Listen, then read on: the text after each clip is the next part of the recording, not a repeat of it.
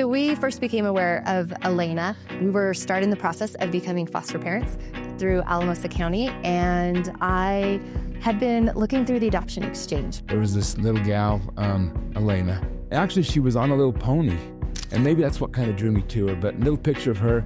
She's 6 years old. She needed a family. To me, it looked like perfect little girl, you know, just when we saw her, to me, that's the one. I told her, that's the girl. At that time, she was in her 12th home.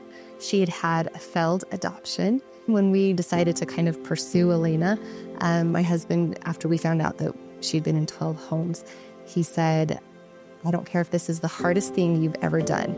If we bring this little girl into our home, that's it. I don't care if it kills you. She's not leaving our home. She's got to have somewhere that says, this is it. This is your home. This is your family.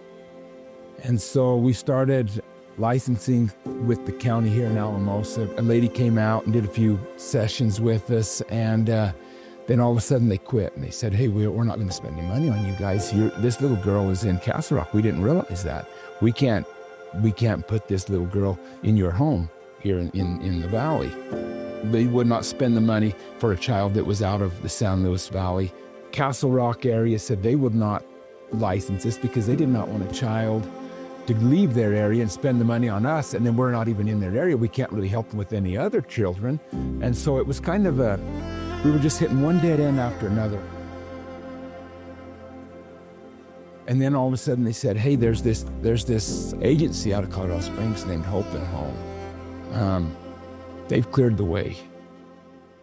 I was sitting in the dentist room at Hope and Home, and one of our staff members came up to me and said, Ross, I just need to run this by you real quick. We got a phone call from the state of Colorado, and they're wanting us to think about helping them with a child from Douglas County needing to be adopted. And I remember thinking, that's a really weird request. And she said, oh, here's the deal.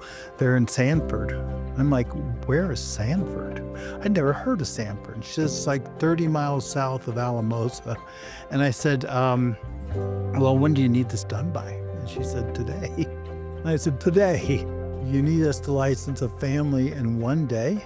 I said, that's not really possible, is it? And she said, well, do you think you could do it? And I said, well, we can do it. We break about a dozen rules. She said, let's do it. And we did. We still didn't know anything about Hope and Home, who they were or what they were. We were driving home with her, and we were told that we needed to stop in Colorado Springs. We were given an address and told we need to stop there and to fill out some paperwork. And I remember thinking, great, this is such a nice building. It's good. Let's sign the paper. Let's get her. I had no idea that the effort that Hope and Home put behind all this or all the workings that went behind this. All I knew was we were able to get this little girl. And we signed some papers and got in our car and we headed home with Elena. And quickly I realized that fostering, it was hard. It was the hardest thing I've ever done. And quickly I realized that I needed Hope and Home and what they were offering to me so much more than I realized. And so I quickly became a community that I loved and needed.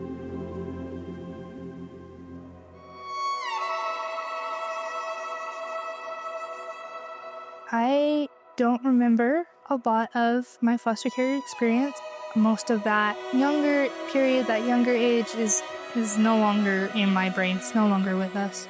The healing process that I've gone through since being in foster care to now, I feel like it starts with something stable. I feel like there's a lot of security in being able to say, I'm a Reed, I'm part of this family. I think that connection to family is so very important. A lot of my healing has come from just being home.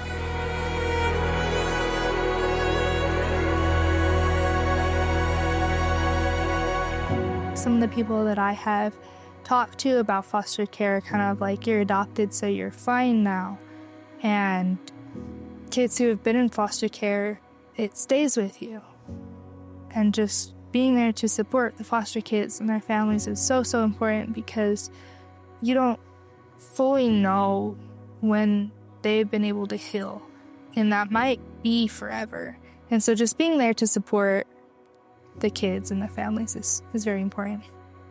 What's remarkable about Elena's story is that even though she had instability during a critical period of her life and of her brain development, she found stability and she found permanency at 6, and it made all the difference for her. Other moms in the San Luis Valley that were friends or that knew that we were fostering and had an extra child in our home started asking questions. And so I started talking with Hope and Home about, could we see if there's other families that could possibly do this? And so Hope and Home decided, let's go down there. Quickly, the counties learned that they could call Hope and Home, and the quality of homes were just phenomenal. And they were foster parents that were willing to say yes, because they were looking at it as a mission. We opened an office in the San Luis Valley, and we started meeting with families down here. And the next thing we knew, people started calling us, and we needed to do the same thing in Denver. But then more people called. And then before we knew it, we put an office out on the Western Slope in Delta.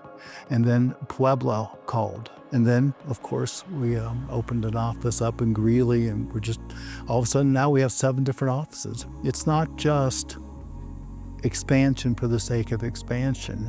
Behind each community are people.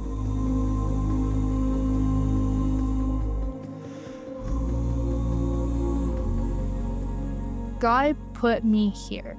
God makes no mistakes. He put me in the valley in a place that Hope and Home wasn't in, and now that it is, so many foster kids have been adopted. So many people have been helped because God placed me here.